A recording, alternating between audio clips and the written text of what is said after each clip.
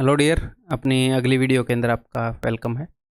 तो ट्रायंगल्स जो है अपना ख़त्म हो गया है, कैसा लगा?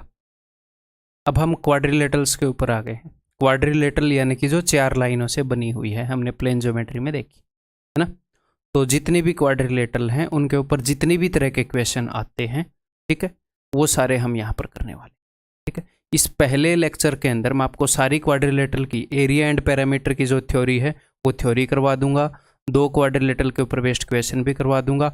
उसके बाद एक एक क्वाड्रिलेटरल को पकड़ेंगे, एक एक चतुर्भुज को पकड़ेंगे और क्वेश्चन करते रहेंगे, ठीक है भाई।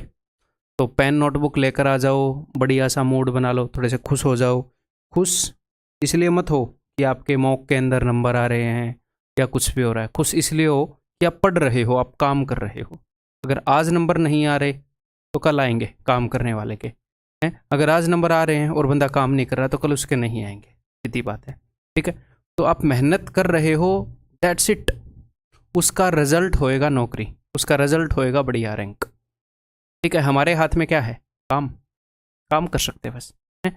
और हम लगातार कंसिस्टेंटली काम करते रहेंगे, खुश होकर काम में मन लगाकर, काम को एंजॉय करके अगर आप काम करोगे तो उसके रिजल्ट को आने से कोई नहीं रोक सकता, ठीक है जी। तो स्टार्ट कर दूं मैं? तो बड़े ही प्यारे स्वभाव से खुश होकर के आप पढ़ रहे हो, अपने टाइम को यूटिलाइज कर रहे हो, इंटरेस्ट लेकर इस चीज़ को पढ़ो। चलिए जी स्टार्ट करते हैं।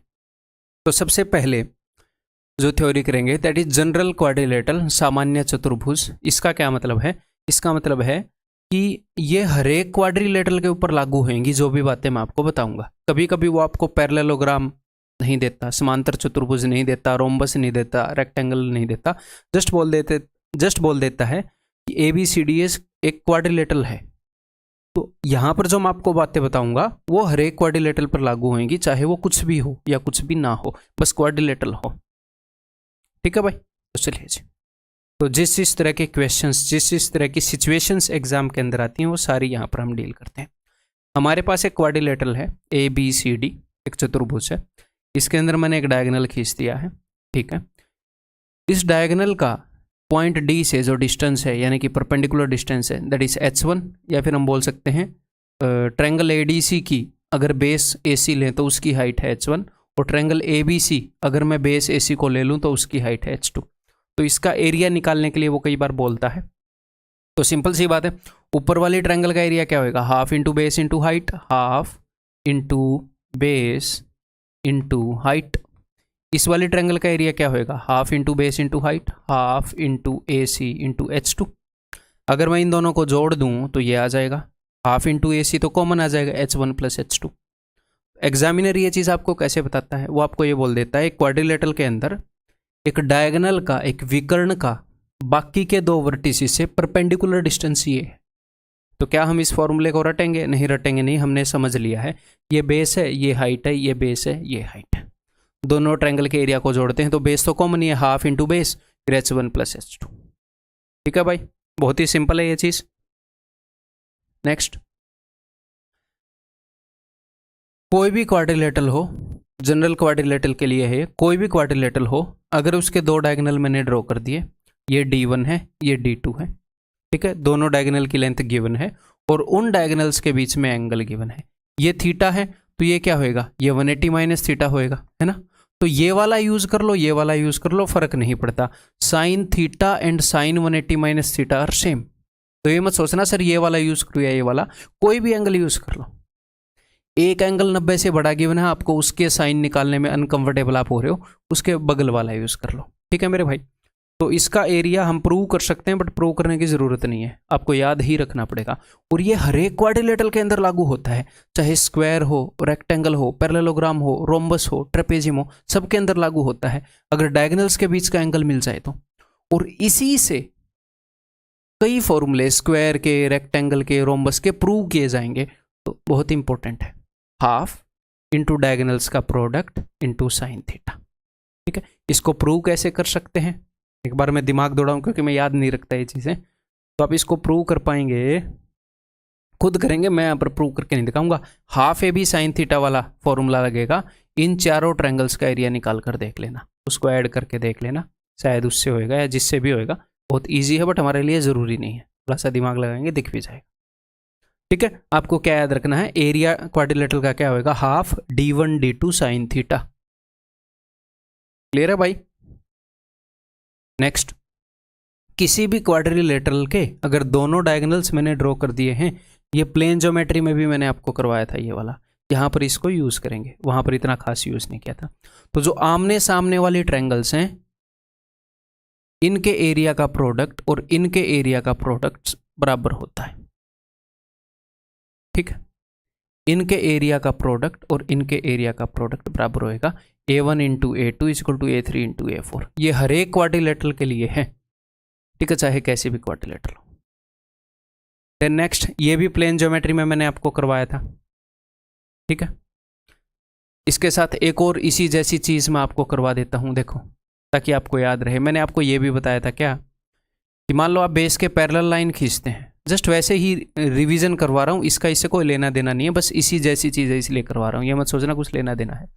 अगर आपने बेस के पैरेलल लाइन खींचती, तो मैंने ये बोला था कि अब कोई भी लाइन खींच दो, कोई भी लाइन खींच दो, अगर छोटी ट्रायंगल की लंबाई 2 है और बड़ी ट्रायंगल की लंबाई 3 है, बड़ी ट्रायंगल की यही कॉरस्पॉन्डिंग साइड, तो 2, तो ये हो जाएगी 1, तो कोई भी लाइन आप खींचोगे वो 2:1 रेशियो में ही बटेगी, 2:1 रेशियो में ही बटेगी। ठीक है, ऐसे ही मेरे भाई, अगर मेरे पास ये वाली ट्रायंगल है और ये वाली ट्रायंगल है, कौन कौन सी ट्रायंगल मैं बोल रहा हूं, ये वाली ट्रायंगल और ये वाली ट्रायंगल, जो इस डायगोनल ने बांट रखी है, इस डायगोनल ने बांट रखी है। ठीक है, इस डायगोनल ने ये 2 ट्रायंगल बना रखी है। तो जिस रेशियो में DO और OB होंगे, जिस रेशियो में DO और OB होंगे, उसी रेशियो में इन दोनों ट्रायंगल्स की हाइट्स होंगी, इन दोनों ट्रायंगल्स की हाइट्स होंगी। हम इजीली इसको प्रूव भी कर सकते हैं। ठीक है, तो मुझे एक बात बताओ, ऊपर वाली ट्रायंगल और नीचे वाली ट्रायंगल, ये मैं आपको प्रूव कर चुका हूं पहले प्लेन ज्योमेट्री के अंदर, एक फॉर्मेट से मैं आपको प्रूव कर चुका हूं। अब ध्यान से मेरी बात को सिर्फ सुनो, कि ये जो ऊपर वाली ट्रायंगल है और ये जो नीचे वाली ट्रायंगल है, ठीक है जी, इन दोनों का जो एरिया है वो आप कैसे निकाल सकते हो, आप ऊपर वाले का निकाल सकते हो, हाफ इंटू ये जो बेस AC है और इसके ऊपर जो हाइट बनेगी, आप बोलोगे जी हाँ सर। और नीचे वाले का एरिया आप निकाल सकते हो, ये जो बेस AC है और इसके ऊपर जो हाइट बनेगी, हाँ जी सर, ऐसे हम निकाल सकते हैं। तो बेस ऊपर वाली और नीचे वाले ट्रायंगल का सेम है AC, आप बोलोगे जी हाँ सर, बेस तो सेम है, तो हाइट में जो फर्क होएगा वही इनके एरिया को डिसाइड करेगा। तो अगर मैंने आपको ये बता दिया कि ये जो DO है ये 2 है और ये जो OB है ये 3 है, तो ये जो ऊपर वाली ट्रायंगल है, मैंने क्या बताया कि DO और OB जिस रेशियो में होंगे उसी रेशियो में इनकी हाइट होगी। तो मैंने आपको क्या बताया कि ऊपर वाली जो ट्रायंगल है और नीचे वाली ट्रायंगल है, इनका बेस तो सेम है ही, इनकी हाइट का रेशियो वही होएगा जो DO और OB का होएगा, यानी कि इनकी हाइट का रेशियो 2:3 है।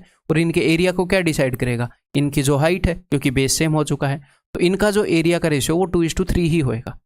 जिस रेशियो में लाइन सेगमेंट बटी हुई है 2:3 ही इनके एरिया का रेशियो है। इसको मैं दूसरी तरफ से अगर आपको दिखाऊं, आप ऐसे भी मान सकते हो, मान लो इधर रेशियो 3:4 है, तो ये वाली जो ट्रायंगल है, ये वाली, इसका और इसका एरिया का रेशियो 3:4 होएगा। जिस रेशियो में लाइन सेगमेंट बढ़ती है वही इसके एरिया का और इसके एरिया का रेशियो होता है। ठीक है मेरे भाई, क्लियर है। ये यहां पर क्या है कि सिमिलर ट्रायंगल बन जाएंगे। सिमिलर ट्रायंगल कैसे बनेंगे, अगर मैं यहां पर प्रूव करूं, मैं आपको प्रूव भी करके दिखाई देता हूं। ये देखो मैं क्यों, ये इस ट्रायंगल की हाइट है, आप बोलोगे जी हाँ सर, ये इस ट्रायंगल की हाइट है, आप बोलोगे जी हाँ सर। ओके, अब आप देखो, ये वाली ट्रायंगल है BOP, ये वाली ट्रायंगल है DOQ। ठीक है, ओके, ये वाला जो एंगल है और ये वाला जो एंगल है दोनों सेम है, वर्टिकली ऑपोजिट एंगल। तो ये वाली ट्रायंगल और ये वाली ट्रायंगल के 2 एंगल इक्वल हो गए, θ90 हो गए, तो ये सिमिलर हो गई। 2 एंगल इक्वल होते ही तीसरा भी इक्वल हो जाएगा, सिमिलर हो गई कि नहीं, हो गई। तो इनकी ये जो कॉरस्पॉन्डिंग साइड है, इसका रेशियो 2:3 है, तो हाइट का रेशियो भी 2:3 होएगा। सिमिलर ट्रायंगल की कॉरस्पॉन्डिंग साइड्स का रेशियो सेम होता है। तो यही मैं बोल रहा हूँ, जिस रेशियो में DO और OB आएंगी उसी रेशियो में इन ट्रायंगल्स की हाइट आएंगी। बेस इनका सेम है, एरिया हाइट पर डिपेंड करेगा, तो एरिया डिपेंड करेगा DO और OB किस रेशियो में है, यही मैंने यहां पर लिखा है। तो क्या आपको ये रटना है, नहीं रटना नहीं है, मैंने भी नहीं रट रखा, ठीक है, मैंने ना ही ये ऐसे रटा था, कैसे प्रूव होगा, थोड़ा सा दिमाग लगाया, हाँ ठीक है। बेसिक्स अपने मजबूत करने हैं, कैसे, जिस तरीके से मैं पढ़ा रहा हूँ उन चीज़ों को रिपीट करोगे, बेसिक अपने आप मजबूत हो जाएंगे। ठीक है, देखो, बिकॉज हम लॉजिकली पढ़ रहे हैं, एप्टीट्यूड है ये, मैथ्स नहीं है एक हिसाब से, एप्टीट्यूड है। मैथ्स तो पूरी दुनिया बोलती है तो बोलना पड़ता है, क्वांटिटेटिव एप्टीट्यूड है, तो मैं एप्टीट्यूड डेवलप कर रहा हूँ, लॉजिक डेवलप कर रहा हूँ, सेंस डेवलप कर रहा हूँ। ठीक है, मैथ्स ये आपके लिए तब था जब आप स्कूल में पढ़ रहे थे, 10वीं तक का मैथ है, फिर भी क्यों नहीं हो रहा है, क्यों? क्योंकि ये उससे थोड़ा सा अलग है, थोड़ी सी लॉजिकल सेंस के साथ इसमें चलना पड़ता है। ठीक है, तो area of triangle ADC and area of triangle ABC, इनके एरिया का रेशियो क्या होगा, जो डी ओ और ओ बी का रेशियो होगा, और यही चीज बता रखी है।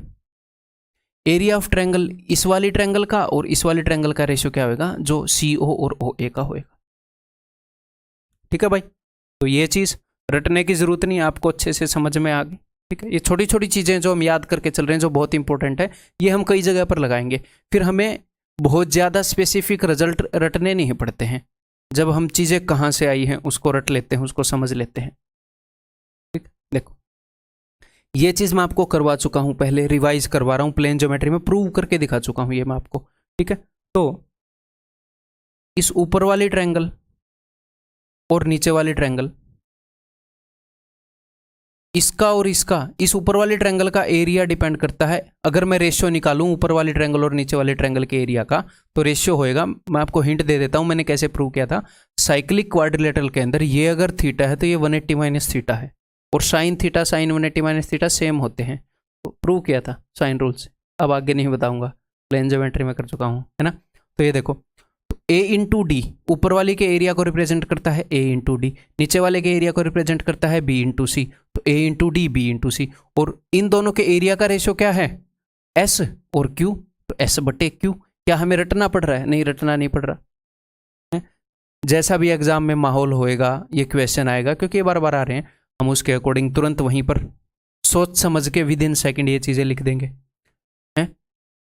अगर इन दोनों ट्रायंगल्स के एरिया के रेशियो की बात हो जाए, ठीक है, क्वेश्चन कैसे आएंगे करवाऊंगा, पहले भी करवा चुका हूं, अभी भी करवाऊंगा। तो इस ट्रायंगल का एरिया डी इंटू सी, इस ट्रायंगल के एरिया को रिप्रेजेंट करेगा ए into B.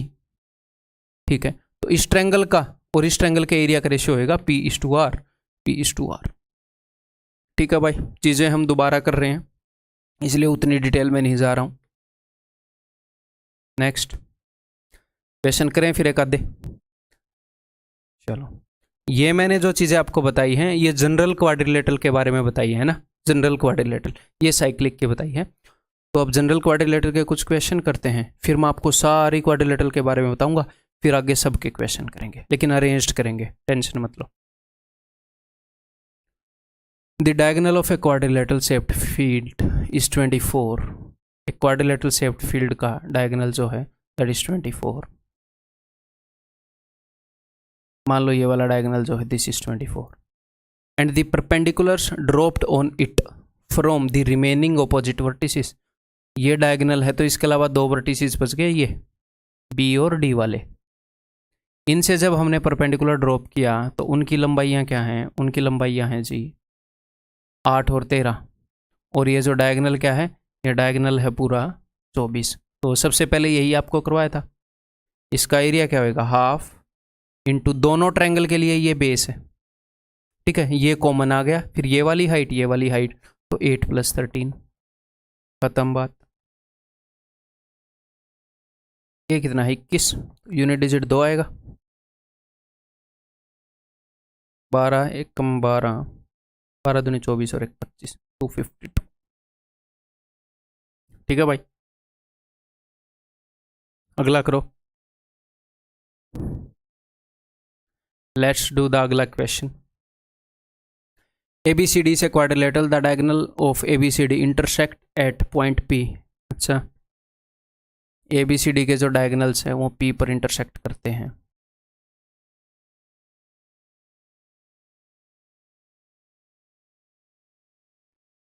The area of triangle APB।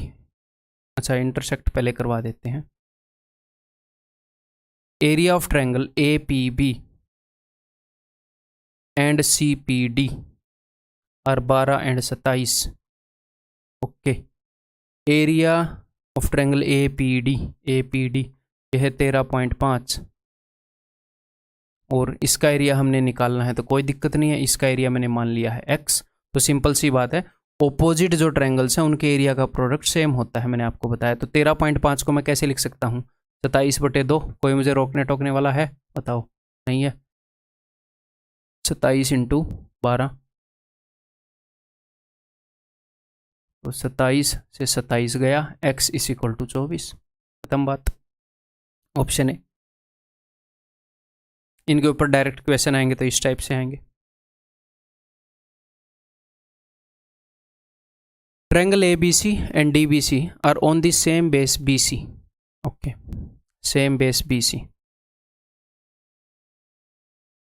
but on opposite side. तो ABC मैंने बना ली और DBC बना लेंगे, ऑपोजिट साइड पर होगी, सेम बेस पर।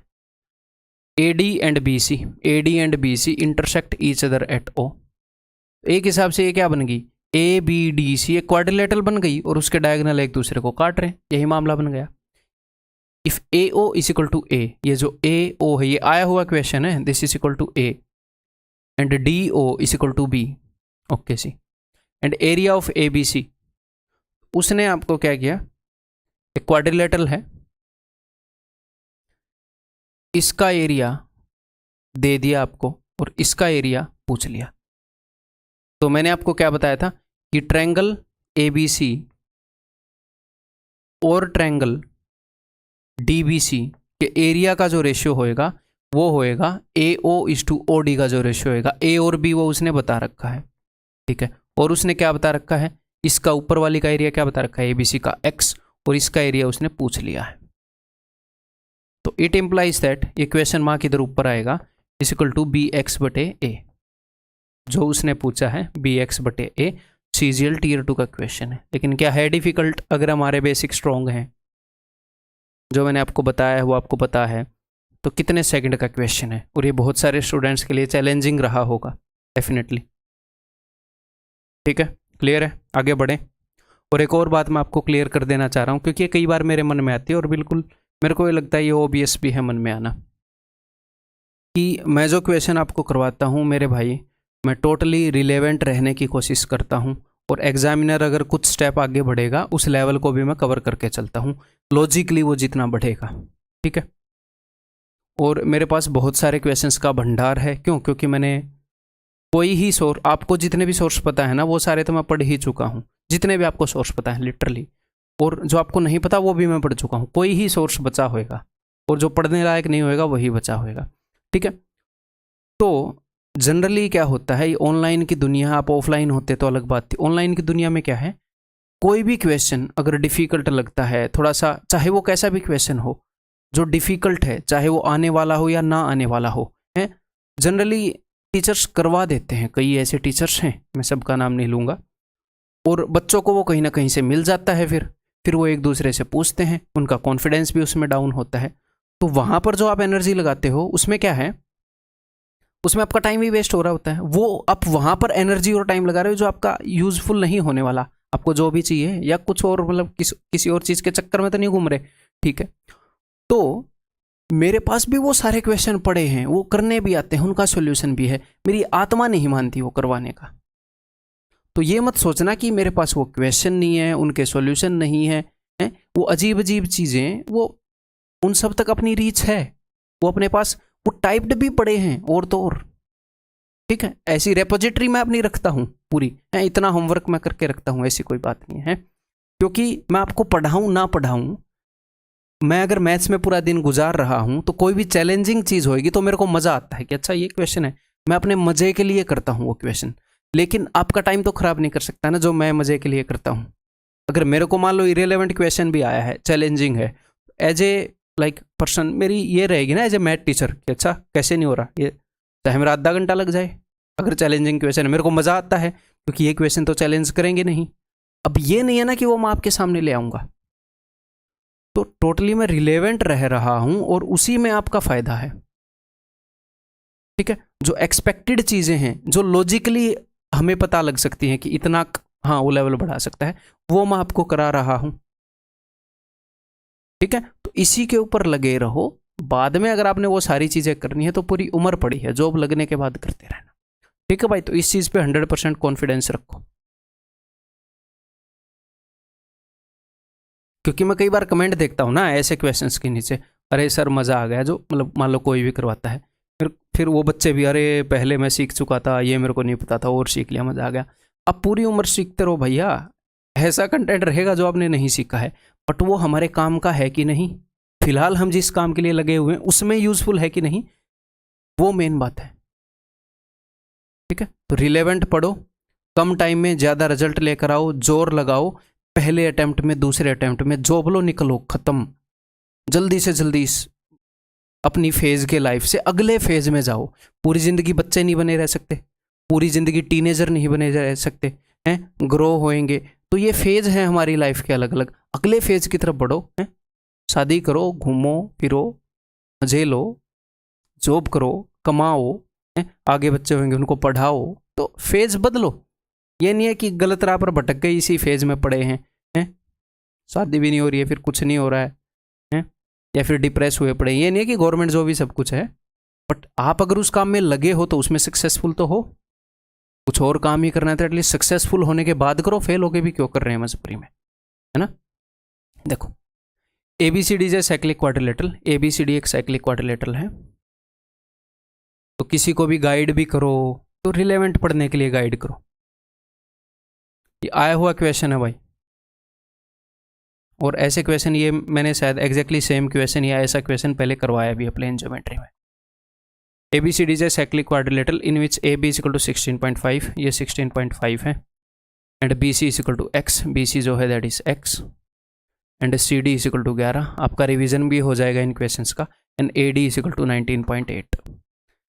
BD bisects AC at O, जो BD है वो AC को बाइसेक्ट करती है, AC को दो बराबर हिस्सों में बांट रही है। तो यहाँ पर मैं क्या करूँगा, बिकॉज मुझे उन ट्रायंगल्स के एरिया का रेशो पता चलता है, ये जो AO और CO का मुझे रेशो पता है, तो मुझे ये वाली ट्रायंगल और ये वाली ट्रायंगल के एरिया का रेशो पता चलेगा, इस वाली ट्रायंगल और इस वाली ट्रायंगल के एरिया का रेशो पता चलेगा। तो इस वाली ट्रायंगल के एरिया को रिप्रेजेंट करता है 11 × X,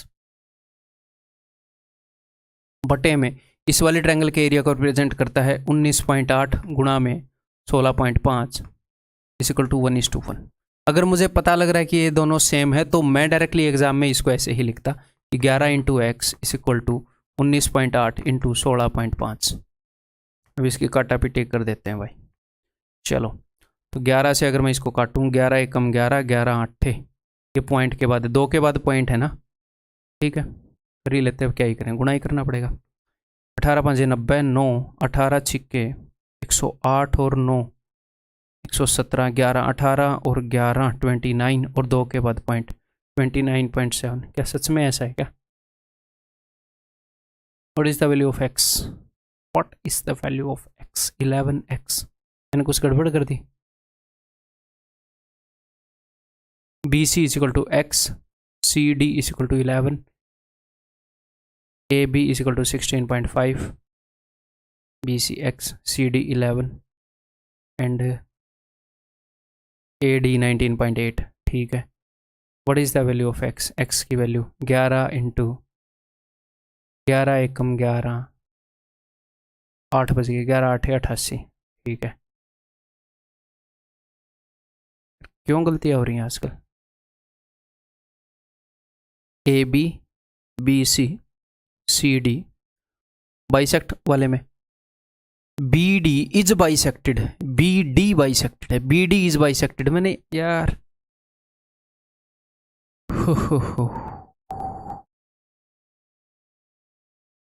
जो BD है, BD बाइसेक्ट्स, मैंने शायद ऐसे पढ़ दिया, BD बाइसेक्ट्स AC। ठीक है, BD इज बाइसेक्टेड, BD को बाइसेक्ट किया है। ठीक है, BD दो लोगों ने आधी आधी करके पी ली, बाइसेक्ट करके। ठीक है, तो BD is bisected by AC, BD को बाइसेक्ट किया है। तो हमें ये वाली ट्रायंगल नहीं, सॉरी, हाँ ट्रायंगल ही, ये वाली ट्रायंगल और ये वाली ट्रायंगल का एरिया का रेशियो मैं पता है 1:1 है, तो दोनों के एरिया को मैं इक्वेट कर देता हूँ। तो 11 × 19.8 इज इक्वल टू 16.5 × x, तो 16.5 × x इज इक्वल टू 11 × 19.8। एक के बाद पॉइंट, एक के बाद पॉइंट कैंसिल। ये 11 है तो 11 एकम 11, 11 पंजे, ठीक है। 15 से वो कटेगा नहीं, वो 3 से कट रहा है, 3 पंजे 15, 3 छिके 18, 3 छिके 18, तो 66/5 यानी कि x is equal to 13.2, option C. तो ये आया हुआ क्वेश्चन है। ऐसे ही अब तक जो क्वेश्चन आए उसमें इसको बाइसेक्ट ही किया है, ठीक है, लेकिन वो ऐसे क्वेश्चन भी दे सकता है जिसमें बाइसेक्ट ना करे। अब ये कंसेप्ट यूज ही करने लगा। PQRS is a cyclic quadrilateral in which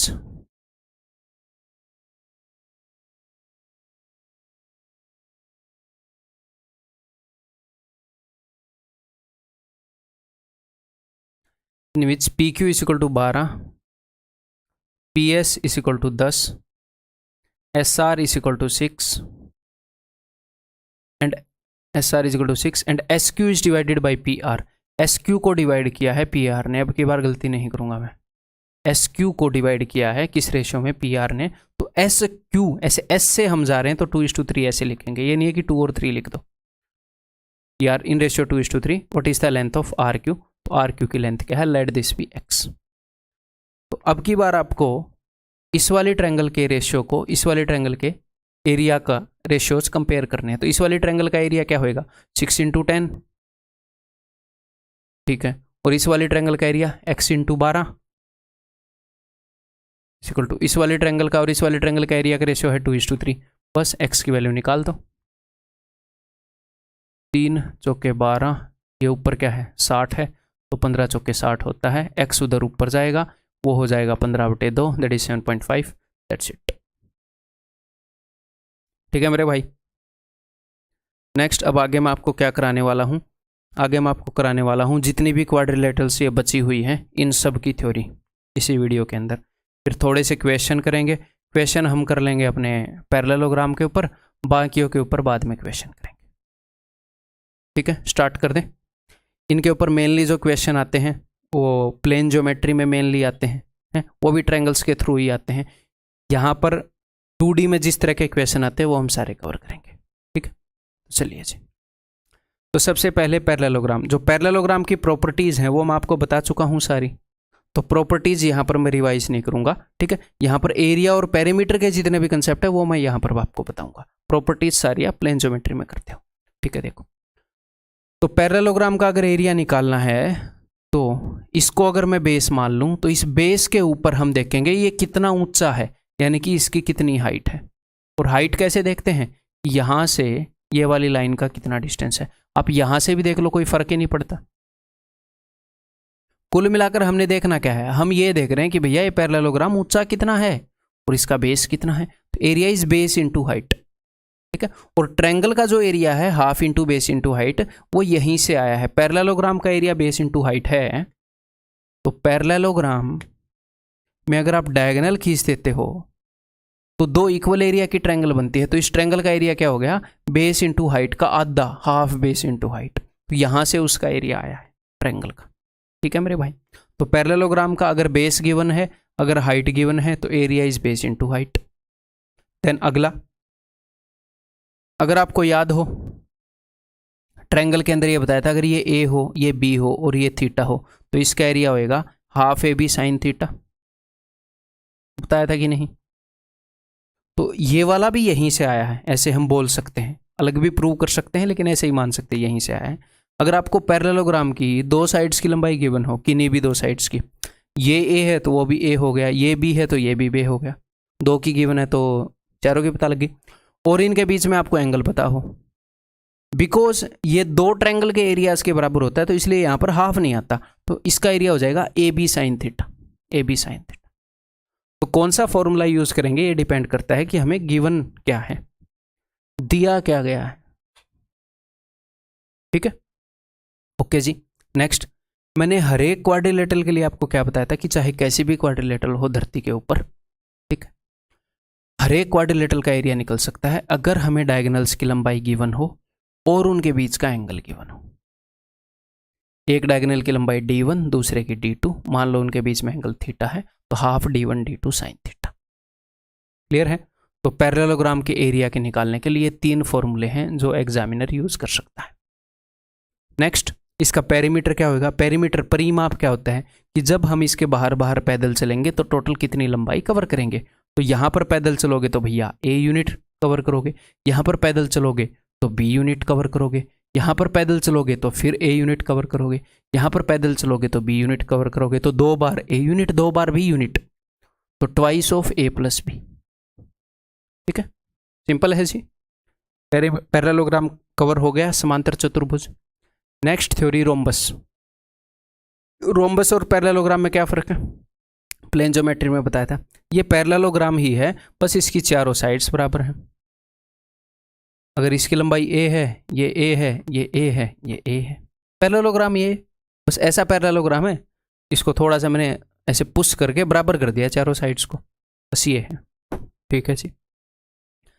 तो पैरेललोग्राम का एरिया है बेस इंटू हाइट, ये भी पैरेललोग्राम है तो इसका एरिया भी बेस इंटू हाइट। तो अगर इसके बेस को मैं ए मान लूँ और इसकी हाइट में निकाल लूँ, तो अगर रोम्बस की एक साइड दे रखी है और उसके ऊपर बनी हुई हाइट दे रखी है, तो एरिया क्या हो जाएगा, साइड इंटू हाइट, ए इंटू एच, यही है सबसे पहले। ठीक है, तो ये रटना नहीं है, a h base into height ही है। रेक्टेंगल भी एक पैरेललोग्राम होता है, तो रेक्टेंगल का एरिया भी बेस इंटू हाइट ही होता है, बस इसका बेस क्या है, लेंथ, और इसकी हाइट क्या है, बी। हाइट बी क्यों है, बिकॉज ये 90 डिग्री का है, तो ये भी एक पैरेललोग्राम है। जो स्क्वायर है वो भी पैरेललोग्राम है, उसका एरिया भी बेस इंटू हाइट होता है, बेस भी ए, हाइट भी ए स्क्वायर हम बोल देते हैं। ठीक है, तो वही चीज बस चल रही है हर एक जगह।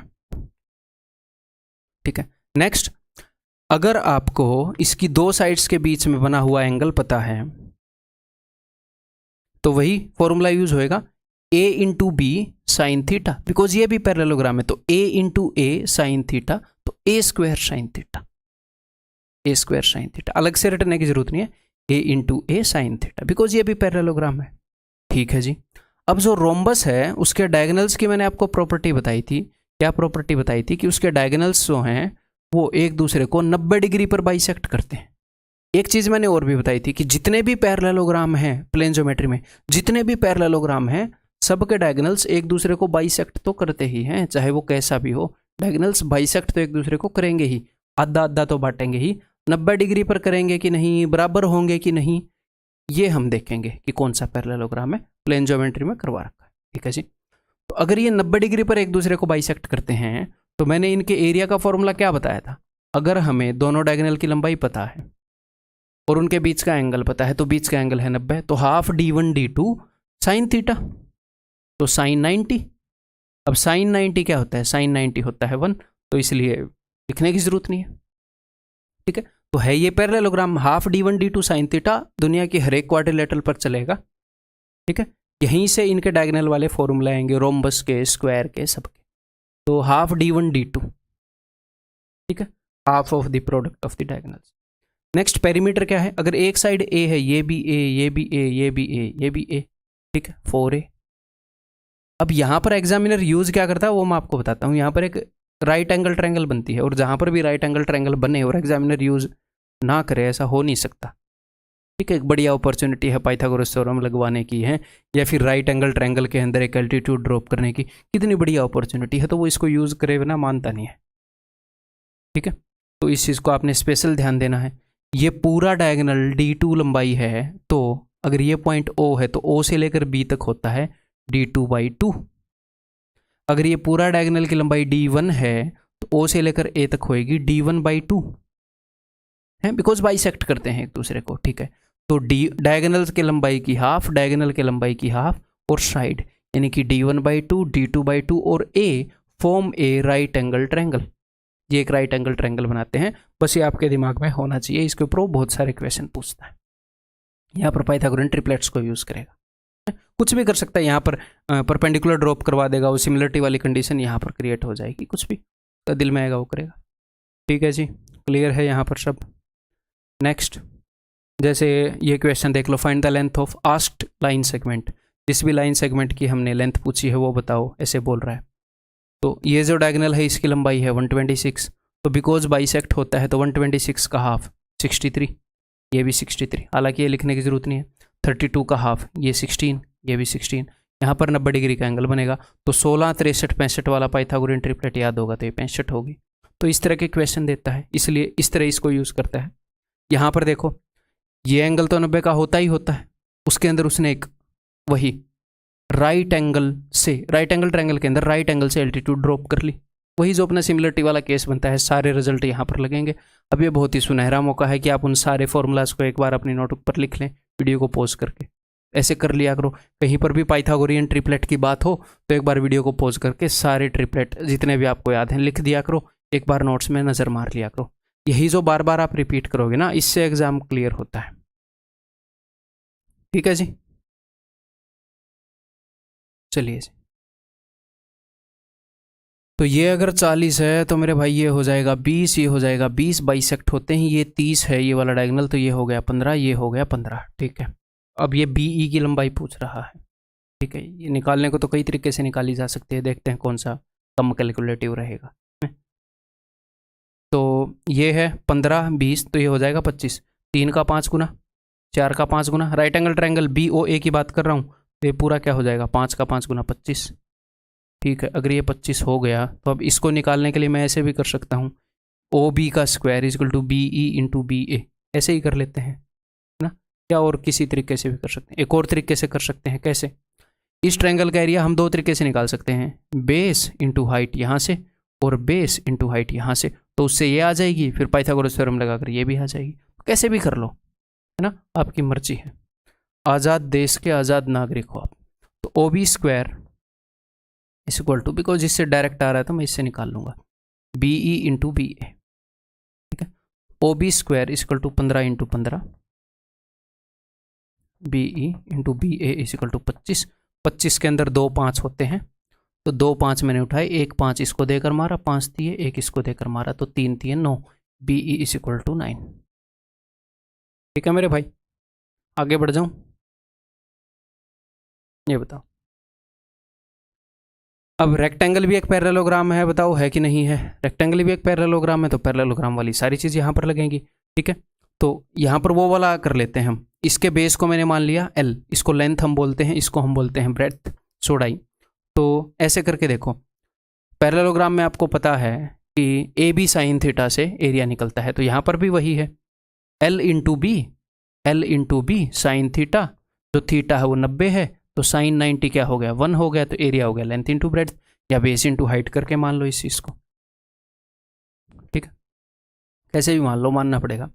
अगर आपको रेक्टेंगल के दोनों डायगोनल्स दे रखे हो तो दोनों डायगोनल्स की लंबाई बराबर होती है रेक्टेंगल के अंदर, प्लेन ज्योमेट्री में बताया, दोबारा नहीं बताऊंगा।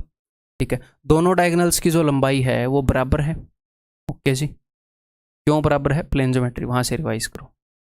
और इनके बीच का एंगल क्या है? इनके बीच का एंगल मान लो थीटा है, तो half D1 D2 sign theta, तो D1 D2 तो सेम है, तो half D square sine theta, तो इसको अलग से रटने की जरूरत नहीं है, वही पैरेललोग्राम वाले हर जगह चल रहे हैं।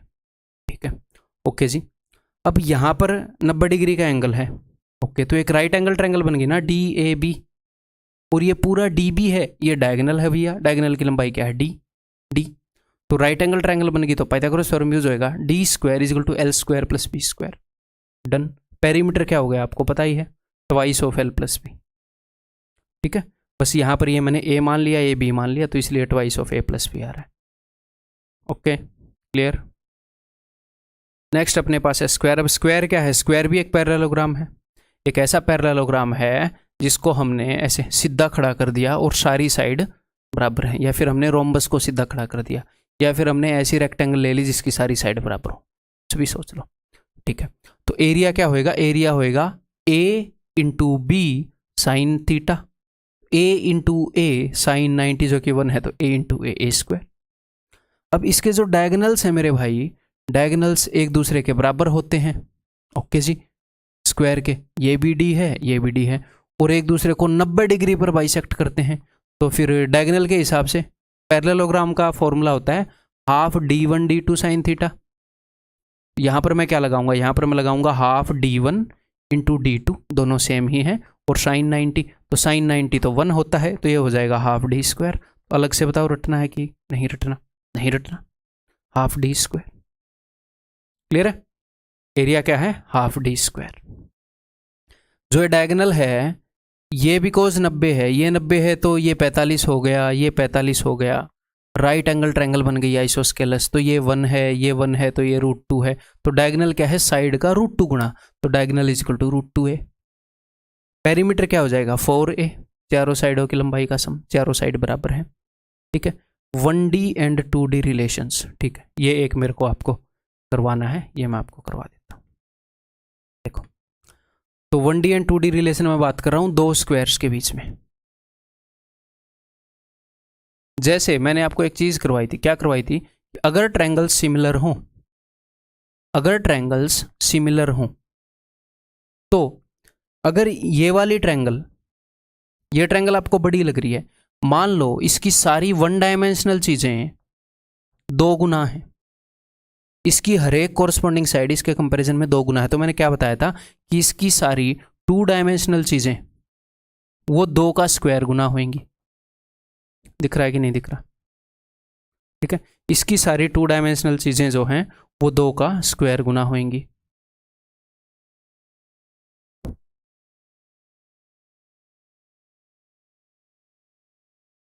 अगर 1 डायमेंशनल चीजें k गुना है तो 2 डायमेंशनल चीजें k स्क्वायर गुना होंगी, ऐसे बोल सकते हैं। अगर ट्रायंगल सिमिलर हो तो, लेकिन दुनिया के सारे स्क्वायर तो सिमिलर हैं, सारे स्क्वायर तो एक ही जैसे होते हैं।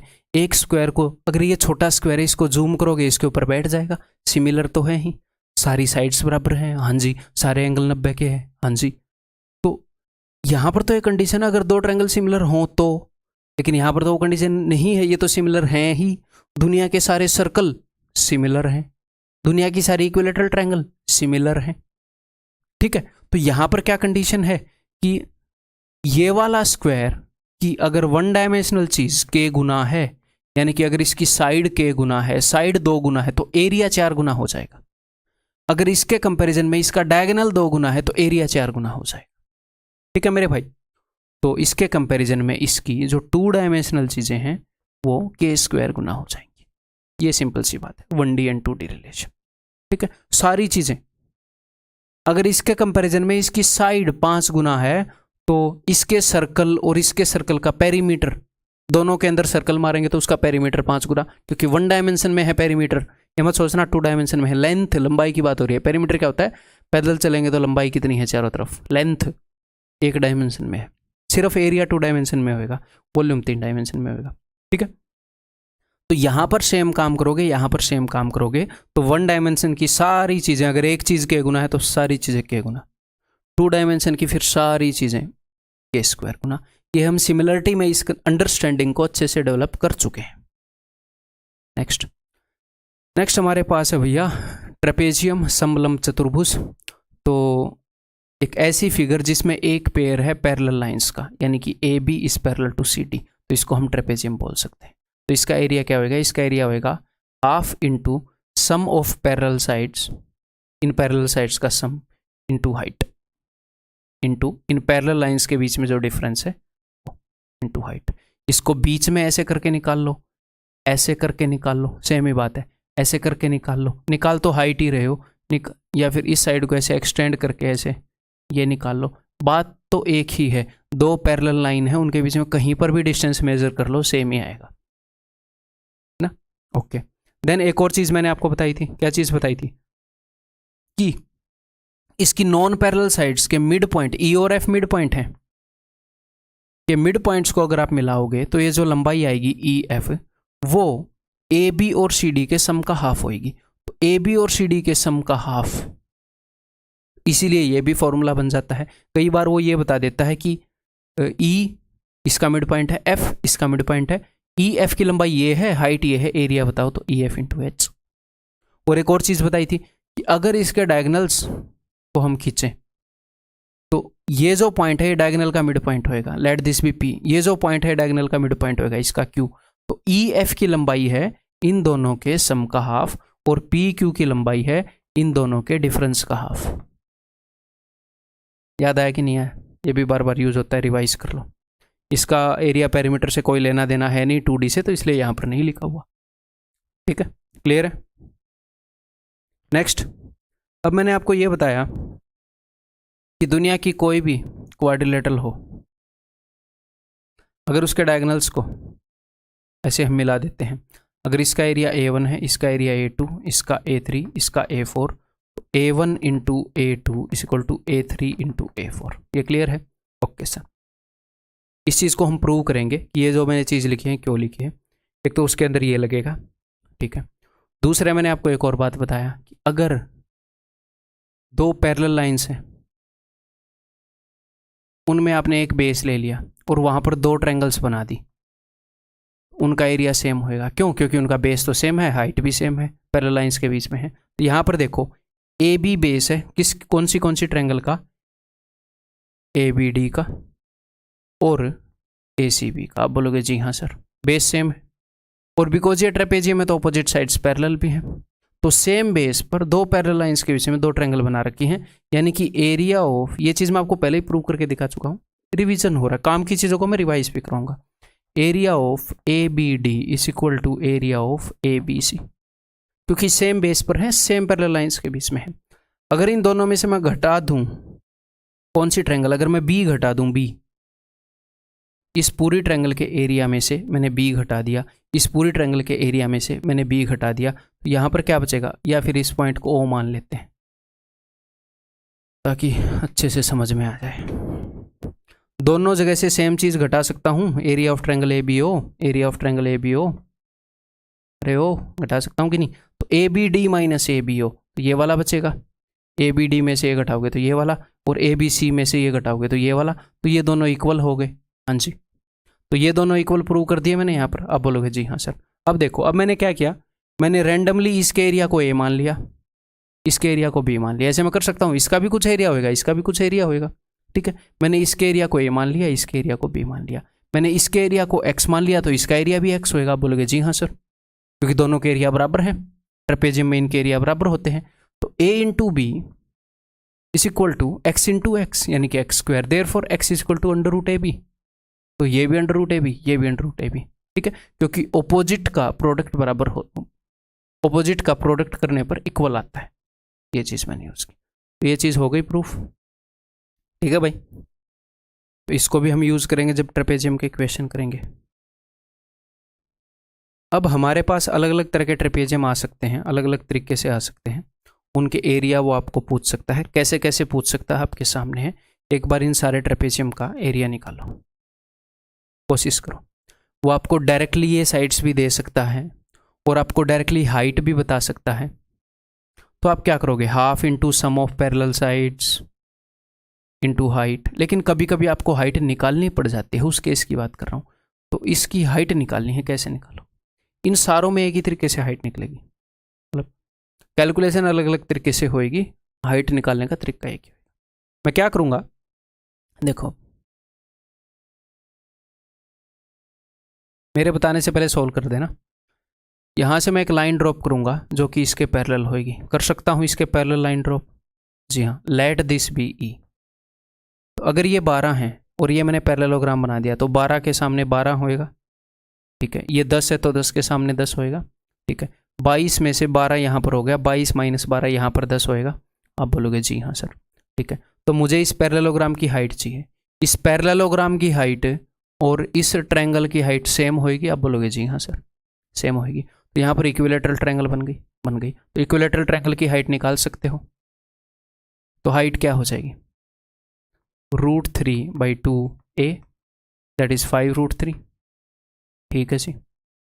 तो एरिया क्या हो जाएगा, half into sum of parallel sides into height. Height निकालना ही चैलेंज था, बाकी सब तो आप कर लोगे, ये आपने खुद करना है। ये होमवर्क भी नहीं है, ये नहीं है मैं इसको सॉल्व करके दिखाऊंगा, छोटी छोटी कैलकुलेशन, ठीक है, ये आप खुद कर लोगे, ठीक है। हमेशा ये इक्विलैटरल ट्रायंगल नहीं आएगी, डेफिनेटली नहीं आएगी। कभी आइसोस्केलस आ जाएगी, कभी राइट एंगल ट्रायंगल आ जाएगी, कभी स्केलन आ जाएगी, कोई भी प्रॉपर्टी नहीं होगी। तो हमेशा हम ये काम कर सकते हैं, सब कुछ करेंगे, टेंशन मत लो। देखो यहाँ पर फिर से वही काम करूंगा, इसके पैरेलल एक लाइन खींच दूंगा, तो पैरेललोग्राम बन जाएगा। ये 10 है तो ये भी 10 होएगी, 35 माइनस 10 ये 25 हो जाएगा। ये 15 है तो ये भी 15 हो गया। 15, 20, 25, 3 का 5 गुना, 4 का 5 गुना, 5 का 5 गुना, ये तो राइट एंगल ट्रायंगल बन गई। तो ठीक है जी। अब राइट एंगल ट्रायंगल में अब मैं इसकी हाइट निकालना चाह रहा हूँ, ये वाली हाइट। अब आपको पता ही है क्या, इस ट्रायंगल का एरिया दो तरीके से निकल सकता है। इसको बेस मानूंगा तो ये हाइट होएगी, इसको बेस मानूंगा तो ये हाइट होएगी। तो हमें पता है 25 इंटू एच, ये वही कंडीशन आ गई ना राइट एंगल ट्रायंगल में, right angular vertex altitude drop करी, 25 into H equal to 15 into 20। H की वैल्यू आ जाएगी, जी हाँ आ जाएगी। उसके बाद आप एरिया निकाल लोगे, नहीं निकालोगे तो कहाँ जाओगे, निकाल लोगे ही, ठीक है। हो सकता है आइसोस्केलस आ जाए तो आइसोस्केलस में भी आप कर ही लोगे, ठीक है। हो सकता है स्केलन आ जाए, कुछ भी आ जाए आप कर ही लोगे। ये देखो विश्वास है मुझे आप पर। यहां से मैं इसके पैरेलल ड्रॉ करूंगा,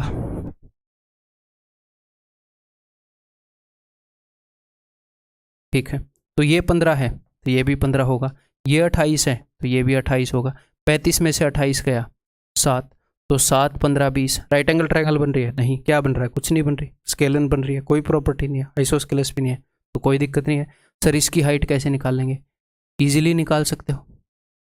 इस ट्रायंगल के एरिया को हम कैसे लिख सकते हैं? इस ट्रायंगल के एरिया को लिख सकते हैं half into base into height. आपको 7 के ऊपर वाली हाइट निकालनी है तो 7 को एज ए बेस मानो, इसके ऊपर वाली हाइट इज इक्वल टू। क्या आप इस ट्रायंगल का एरिया निकाल सकते हो? निकाल सकते हैं। कैसे निकालोगे? क्या बेस और हाइट गिवन है? नहीं। क्या दो साइड और उनके बीच का एंगल गिवन है? नहीं। क्या तीनों साइड की लंबाई गिवन है? हाँ, तो हीरोन्स फॉर्मूला लगेगा, ठीक है। तो यहां पर एस क्या होएगा? S will be perimeter by 2। 15 और 7 22, 22 का आधा 11, 20 का आधा 10, 11 और 10 21। So that is equal to 21 into 21 minus 7 14, 21 minus 15 6, 21 minus 20 1। अब आगे क्या आप एच निकाल लोगे, फिर आप एरिया भी निकाल लोगे। एच की ही तो दिक्कत थी, सम ऑफ पैरेलल साइड तो है ही हमारे पास, एच की दिक्कत थी।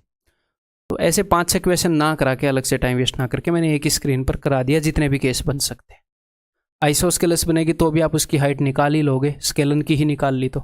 आइसोस्केलस में ऐसे ड्रॉ करोगे तो सामने वाली साइड को 2 बराबर हिस्सों में बांटेगी, फिर तो पाइथागोरस से ही आ जाएगी हाइट, ठीक है जी। क्लियर है? सब कुछ कवर हो रहा है, स्ट्रक्चर में दिमाग में सेट हो रहा है कि चीज़ें ऐसी नहीं है कि कहीं से भी आ जाएंगी। एग्जामिनर के बाप का राज नहीं है कि कहीं से भी दे देगा। एक आधी बार हो जाता है बाप का राज, 30 में से 1 क्वेश्चन दे दिया, 25 में से 1 दे दिया, दैट्स इट। 100 में से 2 दे दिए, 3 दे दिए, दैट्स इट। इतना ज़्यादा भी बाप का राज नहीं है। अगर वो इरिलेवेंट जाएगा ही, रोक तो हम उसको नहीं सकते, तो एक क्वेश्चन में चला गया 2 में, दैट्स इट। वो ना सिलेक्शन रोकते ना वो रैंक 1 रोकते, ठीक है। मान लो 2 क्वेश्चन इररिलेवेंट भी दे दिए तो उसको तो कोई नहीं कर सकता। जो 28 को अच्छे से कर सकता है वो 2 को भी जल्दी करेगा। और ये मैं वर्स्ट केस सिनेरियो बोल रहा हूं, ठीक है। अदरवाइज तो 100% क्वेश्चंस टोटली इररिलेवेंट, ठीक है जी। आगे बढ़े, ओके। अब एक आधे क्वेश्चन और करते हैं। Find the area of the following trapeziums. इन ट्रेपेजियम्स का एरिया आपने बताना है, तो बताओ कैसे बताएंगे। अब की बार मैं वो वाला यूज करूंगा, वो वाला रूल, ठीक है। इसका एरिया 4 है, इसका एरिया 9 है, ये वाला रूल मैं बोल रहा हूं।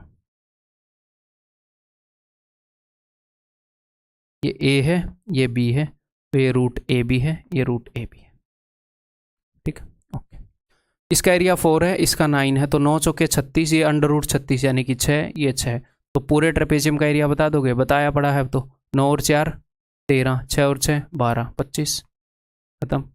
ये देखो, अगर ये 3 है तो ये भी 3 होएगा। ओके सर, इन दोनों का जो प्रोडक्ट है, मान लो ये x है, सपोज इट इज x, तो 3 into 3 is equal to 6 into X. X क्या हो जाएगा? 3 दूनी 6, एक्स हो जाएगा जी 3/2 डेढ़, तो इट इज इक्वल टू 1.5। पूरे ट्रेपेजियम का आप बता ही दोगे। क्लियर? नेक्स्ट उधर देखते हैं। अगर ये 15 है तो ये भी 15 होएगा। ओके सर, अब मैंने आपको एक बात बताई है कि किसी भी ट्रेपेजियम के अंदर जब हम डायगोनल्स को मिला देते हैं तो डमरू बनता है, और जब भी डमरू बनेगा तो सिमिलर ट्रायंगल्स होंगे ये दोनों, ठीक है सर। इन दोनों ट्रायंगल्स की कोरस्पॉन्डिंग साइड्स ए बी और डी सी है, ये दोनों सिमिलर हैं। ए ओ बी और डी ओ सी की बात कर रहा हूँ, ठीक है। इनकी कोरस्पॉन्डिंग साइड्स का रेशियो क्या है सर? 1:3। तो इनके एरिया का रेशियो क्या होएगा? 1:9 स्क्वायर होएगा। तो इसका एरिया अगर 1x होएगा तो इसका एरिया 9x होएगा। एरिया का रेशियो 1:9 होएगा। इसका एरिया 1x तो इसका एरिया 9x। तो कर दो multiply, 15 × 15 = 9x × 1x।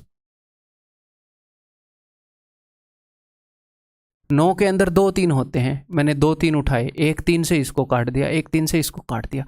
X square is equal to 5 into 5, therefore X is equal to 5। सब कुछ आया पड़ा है। ठीक है भाई, क्लियर है, मजे आ रहे हैं।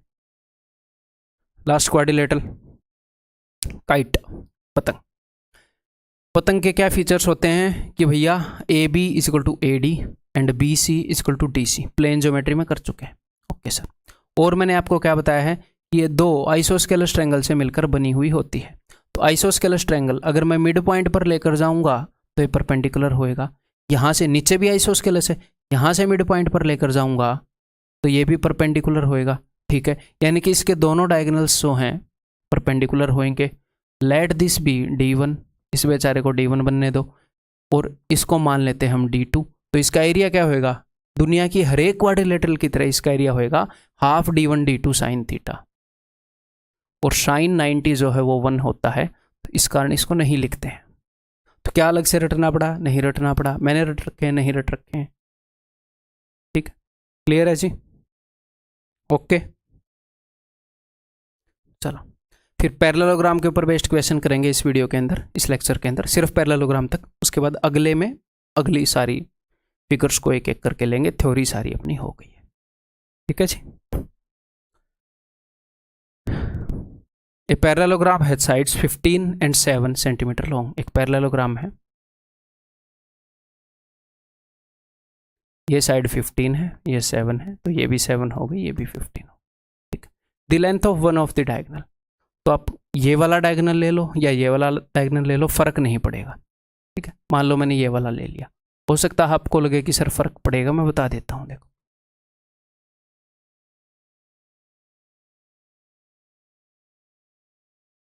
अगर आप ये वाला भी लोगे तो देखो इस पैरेललोग्राम का एरिया दो ट्रायंगल्स के एरिया के बराबर है।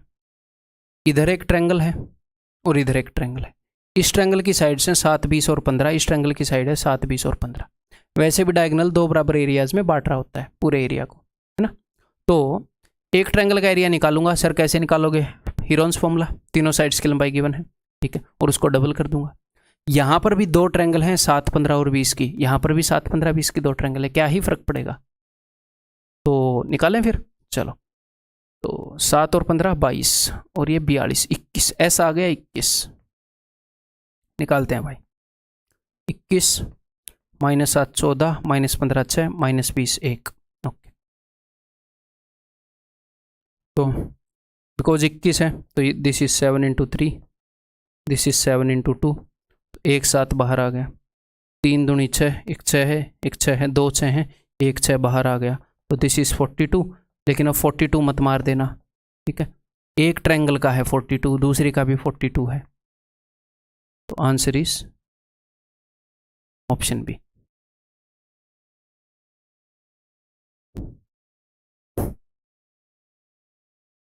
A parallelogram ABCD has side AB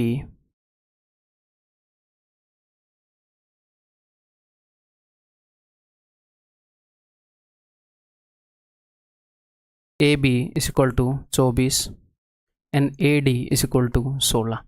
तो ये भी 24 हो जाएगा, ये भी 16। हालांकि ये सब लिखने की जरूरत नहीं है एग्जाम में, मैं वैसे ही बता रहा हूँ, इतना आपको पता होना चाहिए। The distance between the sides AB and DC, AB और DC के बीच में जो डिस्टेंस होएगा वो क्या होएगा, आप ऐसे देख लो या ऐसे देख लो, वो क्या होएगी, इस बेस के ऊपर बनी हुई हाइट, जो कि क्या है, जो कि 10। तो इस पैरेललोग्राम का एरिया आप ऐसे निकाल सकते हो, बेस इंटू हाइट। हाँ जी सर निकाल सकते हैं, लेकिन अगर मैं इस साइड को या इस, मैंने गलत लिख दिया, दिमाग चकरा गया था क्या ये वैल्यूज देखकर, ऐसे होगा, सॉरी। देखो इस साइड को अगर मैं बेस लूंगा तो ये हाइट होगी। वो क्या बोल रहा है, find the distance between side AD and BC, इनके बीच का डिस्टेंस। इनके बीच का डिस्टेंस क्या होएगा, इनके बीच का डिस्टेंस होएगा जो, अगर मैं इसको बेस मानूं या इसको बेस मानूं तो जो हाइट होएगी। तो इसके एरिया को मैं लिख सकता हूं बेस इंटू हाइट, यानी कि 24 इंटू 10, और इसके एरिया को मैं लिख सकता हूं बेस, अगर मैं 16 मान लूं तो ये जो भी हाइट निकालनी है। ठीक है, ऐसे क्वेश्चन वो कई बार देता है, तो हम डायरेक्टली स्टेटमेंट से भी कर सकते हैं, थोड़ा सा अलर्ट रहें तो, अदरवाइज बना के तो डेफिनेटली कर सकते हैं। 8 दूनी 16, 8 3 24, 2 से मैं इसको काटूंगा 5 पर, h is equal to 15। Option C. ठीक है, क्लियर है। Next, sides of a parallelogram are in ratio 5:4। तो क्यों ना हम इसको HW में कर लें, आप खुद कर लें, इसको इजीली कर सकते हैं, पिछला क्वेश्चन करवाया वैसे ही है। ABCD से parallelogram, points P and Q are on side AB and BC respectively.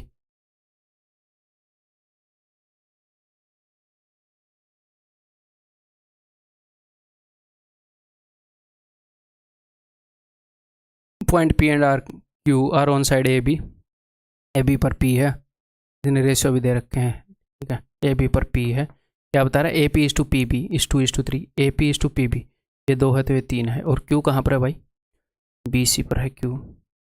क्या बता रहे, CQ is to CB, CQ is to CB, CQ 2 है तो पूरा CB 3 है, तो 3 माइनस 2 ये 1 हो जाएगा PQ, ऐसे 3 मत लिख देना।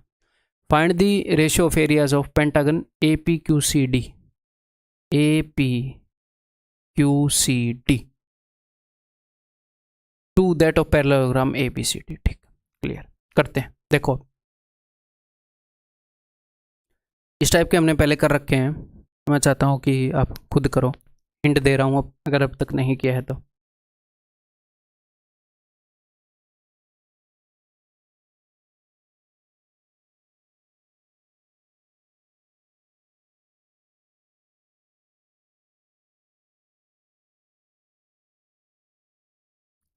ठीक है, हिंट दूं, मैंने आपको ये चीज करवाई है कि किसी भी ट्रायंगल में अगर किसी ने ऐसे कोना काट दिया, ऐसे ऐसे, और मान लो यहाँ पर उसने रेशियो बता दिया कि यहाँ पर रेशियो है 2:3, यहाँ पर रेशियो है 1:2, कुछ भी, तो प्रूव करके बताया था साइन थीटा वाला रूल लेके कि ट्रायंगल PBQ और पूरी ट्रायंगल ABC के एरिया का रेशियो निकाल सकते हो। ठीक है, ट्रायंगल PBQ की ये 2 साइड लेंगे 1:2, जो कॉमन एंगल वाली साइड है, और पूरी ट्रायंगल की ये 3 है और ये 5 है, ये लेंगे। हम सिर्फ एरिया का रेशियो निकाल सकते हैं, ये 3 है तो ये 5 है। ये बताया है कि नहीं बताया है, बताया है। तो ऐसे ही अगर किसी पैरेललोग्राम का कोना काट दिया जाए, अगर किसी पैरेललोग्राम का कोना काट दिया जाए ऐसे, वो भी आप बता सकते हो, कोई भी कोना काट दिया जाए ऐसे। मान लो यहाँ पर एग्जामिनर ने बता दिया ऐसे कि ये 2:3 है, ये 3:4 है, कुछ भी उसने ऐसे बता दिया। ठीक है, तो देखो APQ, area of triangle APQ upon area of parallelogram ABCD, तो ट्रायंगल के एरिया में क्या होएगा, हाफ इंटू, ठीक है, 3:3। मैं पूरा बेसिकली प्रूव नहीं करूंगा, बेसिक वैसे पूरा प्रूव करना है तो ये 3A 2A होगा, ये 3B 4B होएगा, क्योंकि इनकी लंबाई तो सेम होएगी नहीं, क्या पता अलग अलग हो, क्या पता सेम हो, हमें तो नहीं पता। तो 3B 4B 3A 2A ऐसे लोगे हैं, बिकॉज हम एक बार ये कर चुके हैं, तो मैं थोड़ा सा आगे से इसको उठा रहा हूँ। तो इसका एरिया हो जाएगा 3:3 साइन थीटा। आप बोलोगे जी हाँ सर, पूरे पैरेललोग्राम का एरिया हो जाएगा 7 और ये क्या है 5, तो हाफ तो पैरेललोग्राम में आएगा नहीं, पैरेललोग्राम का तो AB साइन थीटा होता है, तो 5:7 साइन थीटा। ठीक है जी, साइन थीटा से साइन थीटा गया, तो इज इक्वल टू 1/2 3:3 5:7, तो 9/70 जो भी है मतलब। तो हम क्या करेंगे, कोई ट्रायंगल का अगर कोना काट रखा है, इस क्वेश्चन में देखो ये काट रखा, तो मैं हाफ यूज कर लूंगा। ठीक है, ट्रायंगल में half AB sine theta, parallelogram में AB साइन थीटा, तो कर सकते हैं, डेफिनेटली कर सकते हैं। तो देखो अब मैं निकाल रहा हूं ट्रायंगल PBQ बटे में ABCD, तो ट्रायंगल PBQ में हाफ होएगा क्योंकि ये ट्रायंगल है, और एक 1 और 3 होएगी क्योंकि ये वाला एंगल कॉमन है ना, तो ये दोनों साइड ले रहा हूँ 1:3। और पूरे पैरेललोग्राम की ये साइड कितनी है 5, पैरेललोग्राम की ये साइड कितनी है 3। ठीक है, हाफ पैरेललोग्राम में लूंगा नहीं, तो ऐसे हम इसको कर लेंगे, तो इट इज़ 1/10। तो पूरे पैरेललोग्राम का अगर एरिया 10 है तो इसका एरिया 1 है, तो इसका एरिया 9 है। अब वो बोल रहा है इसका एरिया और पूरे का रेशियो बताओ, तो 9:10 ऑप्शन है। क्लियर है भाई? ठीक है, आगे बढ़ जाऊं। बताओ। यहाँ पर शेडेड पोर्शन पता नहीं क्यों नहीं दिख रहा, ठीक है, ये बीच में थोड़ा सा आपको शायद हरा हरा दिख रहा होगा, ये शेडेड पोर्शन है AZYCX, AZYCX। In the figure, ABCD is a parallelogram with area 120 centimeter square and BX is to XC, BX is to XC is 3:2। Ratio दिया है सिर्फ, AZ is to ZD, AZ is to ZD is 3:1। Okay, और कुछ भी बताया है, CD is to YD, CD अगर 3 है तो YD 1 है, YD 1 है, पूरा CD 3 है, तो ये 2 हो गया। तो उसने पूछा है कि शेडेड रीजन का एरिया बताओ, तो हम ऐसा कर पाए थे क्या? ऐसा एक क्वेश्चन मैं आपको दिखा, हिंट दे रहा हूँ, पहले खुद ट्राई करो। ऐसा एक क्वेश्चन था ऐसे, अगर आपको ध्यान हो, इसका एरिया पूछा था, तो हमने क्या किया था कि ट्रायंगल के कोने काट दिए, तो हमने ये निकाला, ये निकाला, ये निकाला, तब जाकर ये वाला निकला था।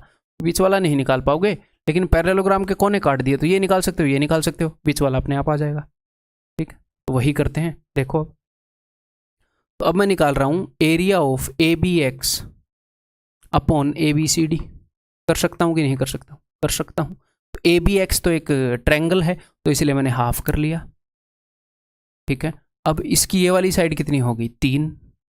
ये वाली साइड कितनी होगी? सामने से उठाऊंगा, 2 और 1 3 है। अब कई बंदों को ये कन्फ्यूजन होएगा, तो ये लो, वो 2+1 एनोटेशन में कन्फ्यूजन होएगा, 3। तो ये वाली 3, ये वाली 3, ओके सर। अब पूरे पैरेललोग्राम को देख लो, ये वाला एंगल कॉमन है, ये कोना काटने का, इसका क्या एरिया है? Half AB sine theta. अब पूरे पैरेललोग्राम की ये वाली साइड कितनी है? 5। ये वाली साइड कितनी है? 3। बस ये हो गया 3/10। इसका एरिया 3/10 है। इसका एरिया पता लग जाएगा, ZDY अपॉन ABCD, हाफ 1 × 1। ये वाली साइड कितनी है? 4। ये वाली साइड कितनी है? 2 + 1 3। ठीक है, तो 1/24, 1/24 आ गया, क्या आती है? ठीक है, 1/24 होगा। हमें क्या है बताओ, हमें क्या? तो ऐसा एरिया चाहिए पूरे पैरेललोग्राम का जो 24 से भी डिवाइड हो, 10 से भी डिवाइड हो। हालांकि इन्होंने एरिया बता रखा है ना, 120 बता रखा है, तो अगर इन्होंने बता ही रखा है तो बहुत बढ़िया।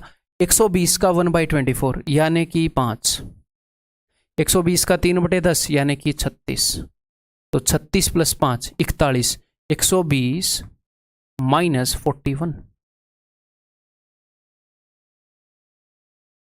ये हो जाएगा जी 79, ऑप्शन डी। ठीक है, क्लियर है? नेक्स्ट बताओ। एग्जाम में आया हुआ क्वेश्चन, कैट में। कैट का नाम देख के डरना मत बिना वजह, ठीक है, बिल्कुल रिलेवेंट है, कर सकते हो। A parallelogram ABCD has area 48।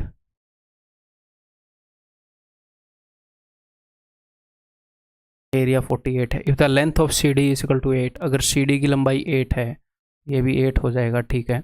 And that of AD is S, if the length of CD, ठीक है, AD की लंबाई S है, तो ये भी S है, ठीक है।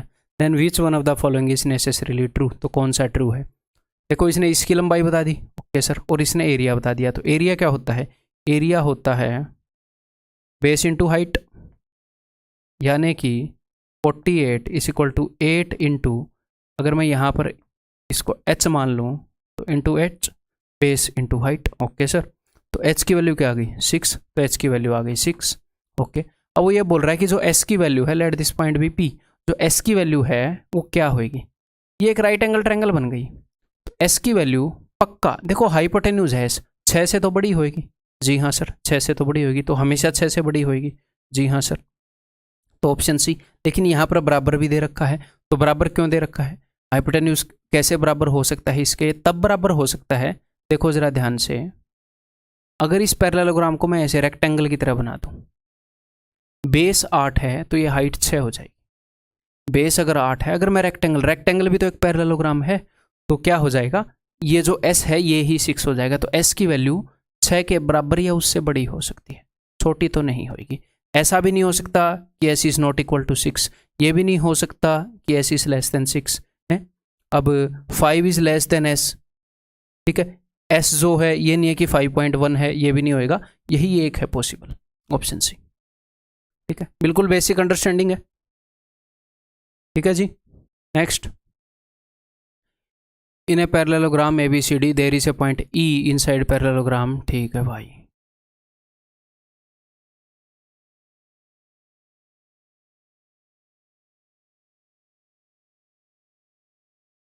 तो पॉइंट E कहाँ पर है ये उसने बताया नहीं, तो कहीं पर भी ले लेते हैं, थोड़ा सा गंदी जगह पर लेने की कोशिश करते हैं ताकि आपको लगे कि हाँ रैंडम बातें। देखो, point E inside the parallelogram such that area of ADE, तो अब ये पॉइंट E है, ADE का एरिया 6 यूनिट है।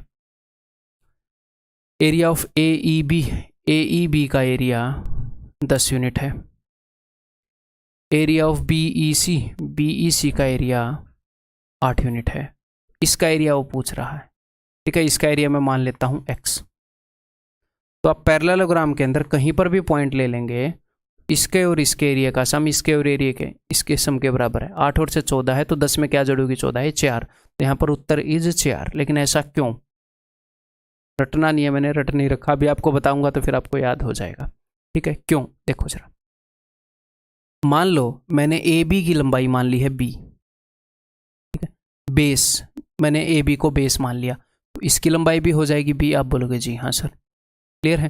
तो मैं पूरे ABCD इसका अगर एरिया निकालना चाहूँ तो बेस इंटू हाइट हो जाएगा। जी हाँ, लेकिन मैं क्या करना चाह रहा हूँ, मैं ट्रायंगल AEB का एरिया निकाल रहा हूँ। AEB का एरिया क्या होएगा? AEB का एरिया होएगा हाफ इंटू बेस इंटू, इसको हम मान लेते हैं H1। ठीक, ओके। अब मैं एरिया निकालना चाह रहा हूँ CED का area half into base into H2, इसको मैं मान लेता हूँ H2। ठीक है, अब मेरी बात को ध्यान से सुनिएगा, इसको देसी तरीके से समझेंगे, प्रूव तो इजीली हो ही जाएगा। देसी तरीके से समझते हैं। अगर मैं इस वाले ट्रायंगल और इस वाले ट्रायंगल के एरिया को ऐड कर दूं, तो इन दोनों ट्रायंगल का जब मैंने एरिया निकाला तो मैंने किया half into base into H1 और half into base into H2। ठीक है, तो बेस तो वही है जो पैरेललोग्राम का है। बोलोगे जी हाँ सर, पैरेललोग्राम का ही बेस है, और हाइट भी पूरे पैरेललोग्राम की कवर हो गई। देखो, यहां से लेकर यहां तक की जो पैरेललोग्राम की हाइट थी वो है H1, यहां से लेकर यहां तक की जो पैरेललोग्राम की हाइट थी वो है H2। तो दोनों ट्रायंगल ने मिलकर, अगर मैं देखूं दोनों ट्रायंगल ने मिलकर, अगर इन दोनों ट्रायंगल के एरिया का मैं सम करूं, तो बेस तो पैरेललोग्राम वाला ही यूज कर लिया और मिलकर हाइट भी पूरी कवर कर दी। हाँ जी सर, बेस भी सेम है, हाइट भी सेम है, बट ये ट्रायंगल हैं, इनके फॉर्मूले में आता है हाफ, और पैरेललोग्राम में हाफ नहीं आता, बेस इंटू हाइट। तो इन दोनों का सम पैरेललोग्राम से हाफ है। देखो, अब इनको अगर आप ऐड भी करोगे तो क्या होएगा? नीचे अगर ऐड कर दें तो half into base into H1 plus H2, और H1 प्लस H2 क्या हो जाएगा? H।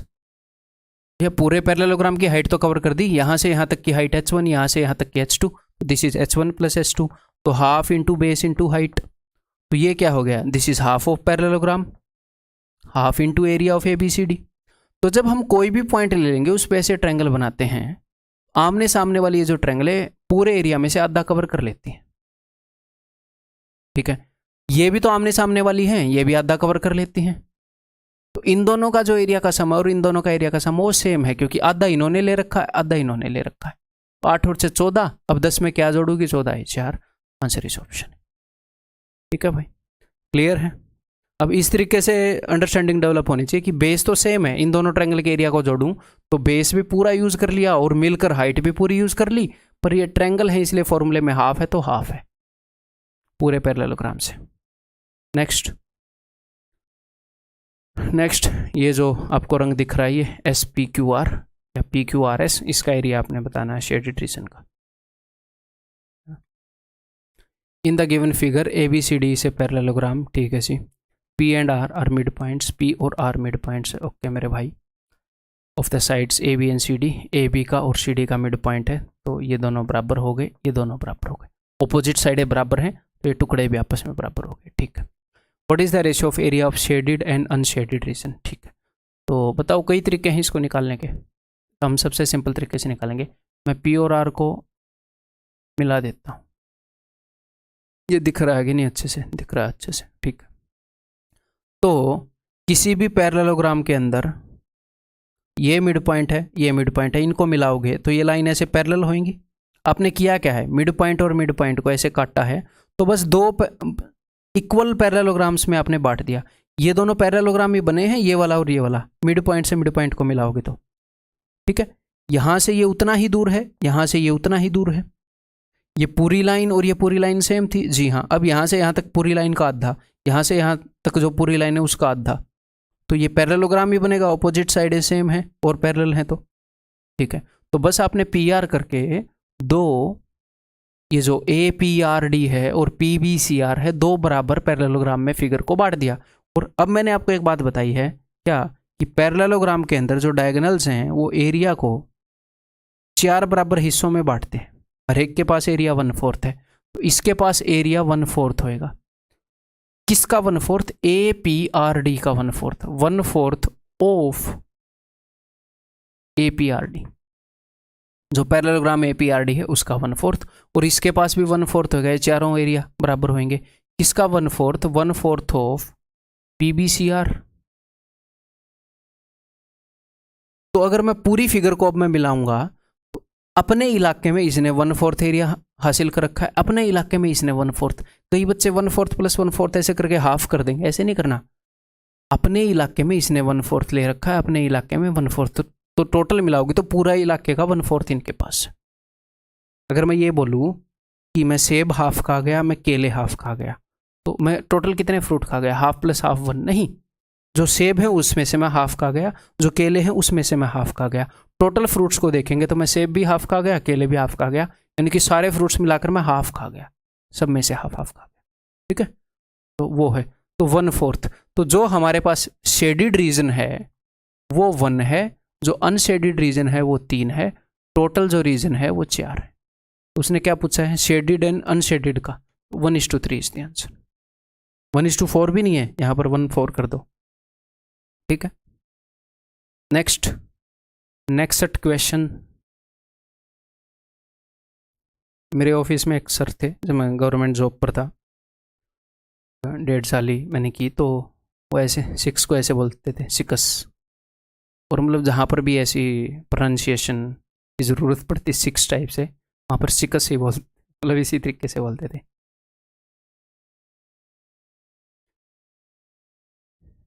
ए बी सी डी से parallelogram an altitude,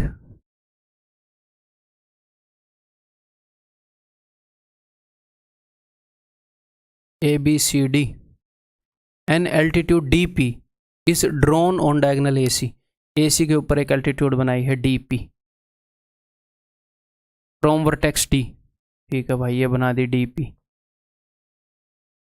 such that D P is equal to 12 and B C is equal to 20, okay जी। And P B C ये वाला जो angle है, this is equal to 90 degree, ठीक है, 90 degree कर दिया मैंने, 12, 20, 90 सब कुछ बना लिया ना। Find the area of A B C D, तो ए बी सी डी का एरिया बताओ, इसने और कुछ नहीं बताया। अच्छा ठीक है जी, बताते हैं। देखो